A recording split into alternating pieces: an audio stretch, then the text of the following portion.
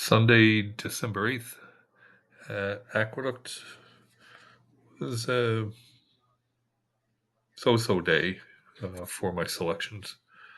Um, Started off the day well with my top pick winning the first, paying $8.60. My third choice won the second race, paying $8.90. My three picks in that second race didn't make up the trifecta, but it was only $10.50 for a 50-cent base bet. My top pick won race number 3, paying $4.90. My second choice won race 5, paying $5.80.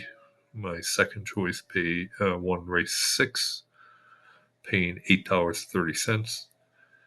And my second choice won race 9, paying $10, beating out my top pick. And that was a nice $23 exacta for my top two picks in race 9. Yesterday's video, I touted a couple horses in race 7. Balenciaga Betty was certainly um, going to be a price and was the longest shot in the field at 23.2 to 1. I was expecting this filly to be well off the early pace and make a run. Well, that didn't happen. She's had a pretty good stalking trip behind the early leaders and got to the stretch, and even before the stretch was just out of gas. So that didn't pan out as expected in any way, shape, or form. My other pick in the race, number 3, Enigmatic, was favored at 2.25 to 1 and finished third. So uh,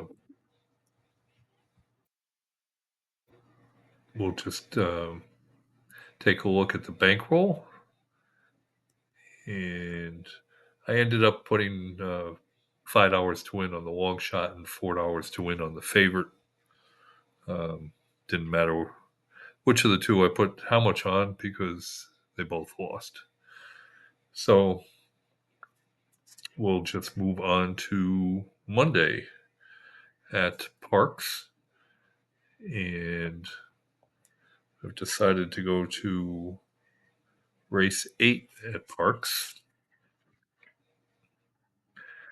And in race 8, my top pick will be number 4, Whiskey Romeo Sierra. And the second choice will be number 6, I Don't See Colors. And I will give an honorable mention to number 8, who will be a bit of a price, Awesome Flay. So those are my three picks for. I'm sorry, I think I said the wrong race. This is race 9. Race 9 at PARX. And my top pick, number 4, second choice, number 6, third choice, number 8. And Whiskey Romeo Sierra has won his last two. This 3-year-old gelding has been on the early lead, and 2 races back, won at the 6.5 furlong distance. And then last time out, won at 6 furlongs. So it's in very good form. And the sire information is there's not a lot of winners in my database for the sire Eastwood. Got 7 winners of this type of race, which is a dirt race for older horses. It's not a maiden race. And you see 2 of the 7 winners came at the 6.5 to 7.5 furlong distance, because the distance percentage is 29% of those 7 winners. None of those 7 winners were at a purse of 50,000 or higher. And You have to remember my data is always going to be a little bit behind and not going to be right up to date. I enter data into my database 1 month at a time, and I'm currently working on the month of November. So it's good to keep that in mind. And switching over to the broodmare sire report for Whiskey Romeo Sierra, out of a Uncle Mole mare.